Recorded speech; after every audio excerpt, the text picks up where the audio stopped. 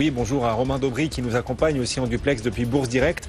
Romain, donc séance tranquille pour l'instant avant Jérôme Powell qui doit s'exprimer à l'occasion de la réunion annuelle d'un think tank tout à l'heure. Peut-être en dira-t-il plus sur sa vision de l'évolution de l'économie américaine. En attendant, quel potentiel sentez-vous pour le CAC 40 ces prochaines heures ? Bonjour messieurs, bonjour à tous. Pas un potentiel énorme dans les heures à venir, compte tenu de ce qu'on vient de connaître, notamment le fort rebond depuis qu'on a connu au mois de juin, le fait qu'on proche sur tous les indices majeurs, soit de plus haut historique, soit de sommet annuel, soit de niveau technique majeur sur l'indice CAC 40 cash par exemple. Donc pour l'instant, on évolue à Paris sur le futur CAC 40 juillet dans un petit trading range, 5486 en bas, 5515 en haut. Vous voyez qu'on n'a pas touché les bandes du trading range à un point près de chaque côté ce matin. Voilà, on avait un petit biais baissier depuis vendredi lié à l'échéance des marchés dérivés, enfin suite à l'échéance des marchés dérivés. Pour l'instant, rien n'est confirmé pour le biais baissier. Si on casse 5486, 480, 486, on connaîtra probablement une accélération baissière un peu plus marquée. Il y a une première cible importante à 5414 et puis un support important à 5378 en dessous. Donc ça, c'est ce qu'on peut espérer viser dans les heures ou jours à venir à la baisse. Si en revanche on arrive à passer 5515, on peut aller revoir les plus hauts qu'on a connus, donc 5575 avec un petit intermédiaire à 5547 points.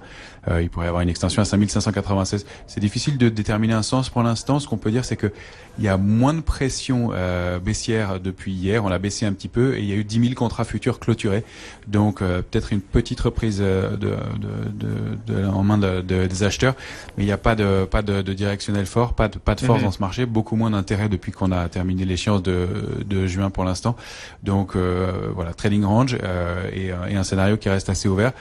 Moi, je penchais plutôt pour un petit scénario baissier, mais ça a l'air d'être un peu contrarié pour l'instant. Si on passe 515, en tout cas, il y a de bonnes chances qu'on accélère un peu. Ouais, pour l'instant, ça tient relativement quand même sur les marchés. Alors, pendant ce temps, l'or continue de battre des records. On rappelle l'once d'or aujourd'hui à $1430, 1434 même il y a quelques minutes. Et puis, on reviendra aussi sur Capgemini qui lance une OPA amicale sur Altran Technologies. Capgemini gagne 7,5%. Star du jour avec Altran qui s'aligne. Altran gagne carrément 20%. Sur le CAC, c'est plus tranquille. Jean-Louis, moins 0,1% donc. Quel potentiel, d'après vous, pour les prochaines heures ?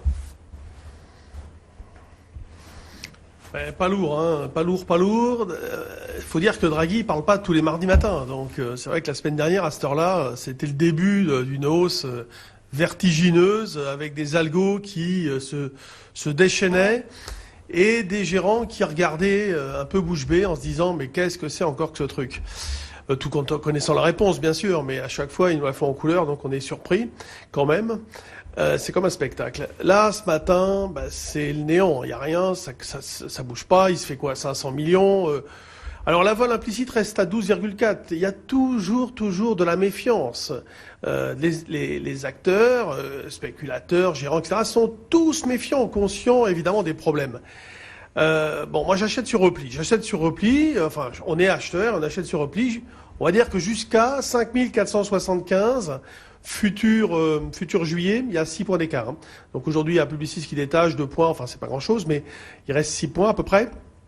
Alors, sous 5475, ça plomberait l'ambiance. Mais bon, on n'en est pas là, puisque le marché a plutôt rebondi comme hier matin.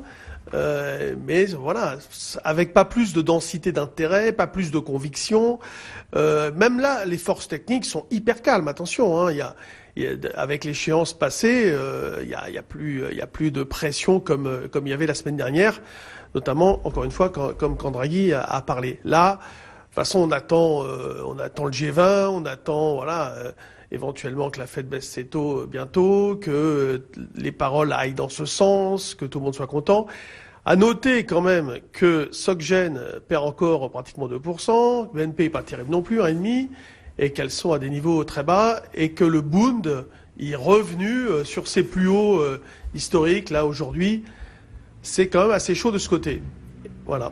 Oui, et vous qui avez justement quelques décennies d'expérience, 40 ans je crois, Jean-Louis, si je ne m'abuse, d'expérience sur les marchés, vous dites c'est un peu spécial de voir le 10 ans comme ça battre record sur record. Le 10 ans allemand aujourd'hui est à moins 0,31 en effet, donc toujours négatif et tout proche de ses records de la semaine dernière. Le secteur bancaire qui chute, vous dites quoi ? Vous dites tout ça malgré tout a une cohérence, ou vous dites c'est très mauvais signe pour la suite ? Comment vous voyez le truc ?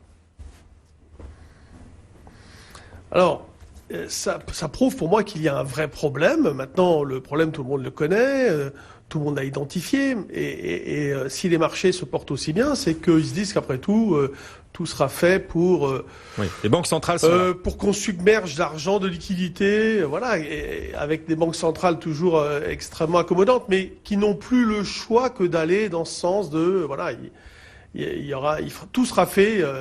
Comme encore répété Draghi la semaine dernière. Mais enfin, Ouais. tout sera fait, mais quoi de concret? Et qu'est-ce qui fait avancer les choses? L'inflation, ça fait 2 ans, enfin, qu'on entend dire, je vais tout faire pour faire remonter l'inflation, mais l'inflation, elle n'est jamais remontée.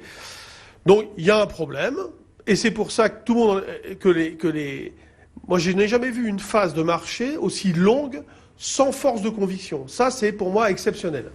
Exceptionnel. Maintenant, alors aujourd'hui, là, il y a le Altran, il y a une opération, ça dope un peu le moral, c'est pas mal. Il y a une chose importante à signaler aussi, c'est que sur Altran, il y avait une position ouverte à la vente extrêmement importante.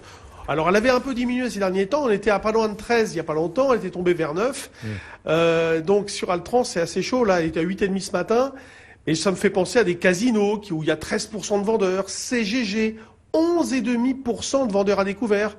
Eurofin Scientifique, 9%, etc. Donc c'est des dossiers sur lesquels ça peut être très chaud si jamais il y avait des rumeurs ou des choses autour du capital.